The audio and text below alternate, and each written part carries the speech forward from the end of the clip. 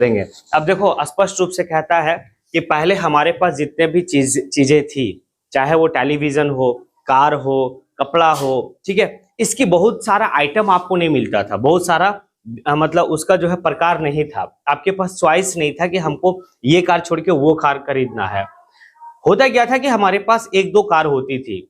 अमूमन हम लोग देखेंगे कि ज्यादातर कार जो होता था वो एम्बेसडर कार होता था, वो हर लोग यूज करते थे, और फिएट होता था। लेकिन अभी क्या हुआ, जब वैश्वीकरण हुआ, बात समझिएगा, जब वैश्वीकरण हुआ तो हमारे पास क्या ना कि बहुत सारा ऑप्शन मिला। बड़े बड़े मार्केट जो है ना कि हर जगह अपना अपना क्या करने लगा कि अपनी अपनी कंपनियां खोलने लगी। जब अपनी अपनी कंपनियां खोलने लगी तो लोग खरीदने लगे। अगर हम इंडिया का बात करें तो पीछे आप 2 दशक चले जाइए, उस समय तक भी हमारे पास बहुत ज्यादा ऑप्शन नहीं था।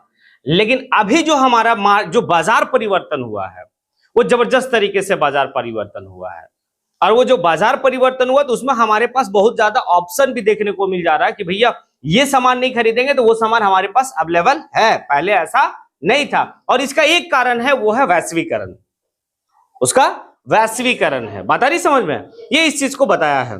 20वीं शताब्दी तक जो कंपनी अपना काम करती थी वो क्या होता था, सिर्फ अपने देश में ही जो है कि माल को बेचना उचना काम होता था।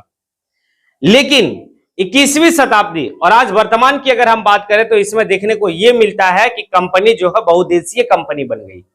पहले जो कंपनी होती थी 20वीं शताब्दी 19वीं शताब्दी में वो ये होता था कि एक राष्ट्रीय कंपनी होता था, बहुराष्ट्रीय कंपनी नहीं होता था। बात समझिएगा, बहुराष्ट्रीय कंपनी नहीं होता था, राष्ट्रीय कंपनी होता था।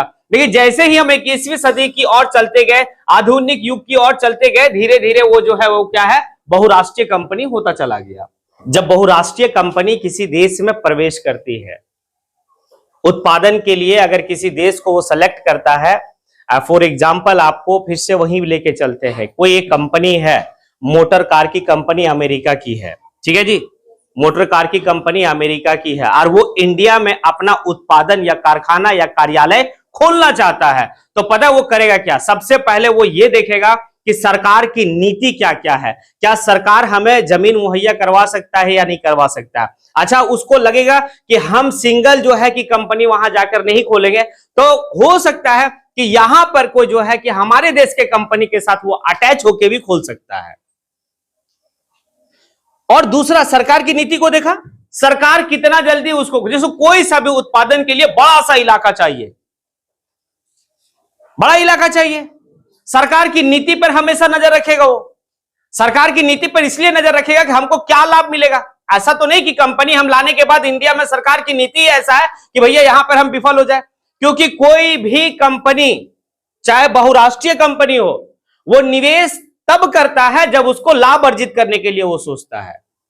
अब निवेश समझ में आ रहा आपको कि जब हम मशीन खरीदते हैं जो उसमें हम पैसा इन्वेस्ट किए हैं, ठीक है, या फिर जमीन खरीदे, बड़े बड़ा भवन बनाए, क्योंकि यहां पर चलने के लिए, उत्पादन करने के लिए, क्योंकि मोटर कंपनी है, मोटर गाड़ी की कंपनी है, वो है तो अमेरिका के, लेकिन यहां पर वो क्या कर रहा है जी, यहां पर जो है कि वो अपना उत्पादन और कार्यालय करेगा, कारखाना खोलेगा। तो सबसे बड़ी बात है कि वो जो निवेश करेगा, वो कंपनी जो निवेश करेगी पैसा, तो वो क्या चाहेगी कि भाई कि हमें लाभ अर्जित हो। और लाभ अर्जित कब हो सकता है, जब सरकार की नीति उस कंपनी के द्वारा बेहतर हो, उस कंपनी के लिए बेहतर हो, तभी। तो सबसे पहले जो बहुराष्ट्रीय कंपनी होता है ना, वो इस बात को देखता है कि भाई हमारे लिए ये जो जगह है वो ठीक है, लेकिन सरकार की नीति कैसा है, मतलब ये इस प्रोसेस में अगर नीति अच्छी नहीं है, अगर बहुत ज्यादा टैक्स ही कह दिया है कि बहुत ज्यादा टैक्स है, और उसको देख रहा सारा मैनेजमेंट करके, वो कंपनी जो विदेशी कंपनी है जो भारत में आने के लिए चाह रही है, वो देख लिया अपना मैनेजमेंट करके, तो सारा नुकसान उसको समझ में आ रहा है कि सरकार की नीति अच्छी नहीं है, तो वो कंपनी नहीं आएगी।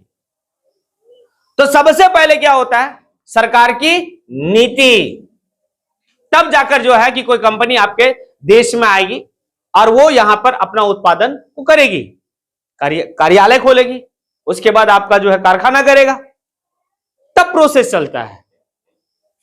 समझ रहे बात को। अब हो सकता है कि कंपनी जो है कि वहां से चले और वो यहां आने के बाद किसी अपने ही देश का, भारत का ही कोई एक कंपनी है मोटर गाड़ी की कंपनी, उसके साथ वो अटैच हो गया। तो अटैच होने से पता है किसको फायदा, दोनों को फायदा है। एक तो है कि वो जो है विदेशी कंपनी, वो यहाँ की जो है कि देशी कंपनी के साथ जो है वो जुड़ गया। जुड़ने के बाद उसको क्या मुनाफा है? मुनाफा ये है कि वो सस्ता में मजदूर, कुशल मजदूर को वो ला सकता है। जो यहाँ की कंपनी है सस्ता में ला सकता है। बात आ रही समझ में? अब यहाँ का जो इंडिया की कंपनी, उसको एक बेनिफिट क्या है कि भाई नया नया मशीन, नए नए उपकरण, अच्छे अच्छे टेक्नोलॉजी कौन लाएगा भाई? बहुराष्ट्रीय कंपनी। वो जो विदेशी कंपनी वो लाएगा। अब दोनों जो है वो क्या है, कोलाइब करके जो है कि एक कंपनी को चलाएगी। यहां पे बता रहे समझ में? कोलाइब करके आने की दोनों पार्टनर के रूप में चलाएगी। ठीक है, ऐसा भी हो सकता है। तो देखो, कोई सा भी कंपनी जब आती है ना तो बहुत सारा प्रोसेस होता है। हम मुंह उठा के चला के यहां पर नहीं आ सकते हैं। सरकार से परमिशन लेना होता है, सरकार को कहना होता है कि भाई हमें ये चीज हमें मुहैया कराना होगा, तभी हो पाएगा। अगर सरकार बोलेगी कि नहीं हमारे पास नहीं है, और सरकार को फिर टाइम भी दिया जाता है कि आप इतना दिन में हमें मुहैया कराएगा, तो सरकार इसलिए मतलब सरकार इसलिए चाहती है कि भाई कंपनी आए। इससे फायदा क्या होगा कि हमारे लोगों को फायदा होगा, क्योंकि उसको रोजगार मिलेगा। इसलिए वो चाहता है कि कंपनी आए और यहां पर उत्पादन को अपना बढ़ाए।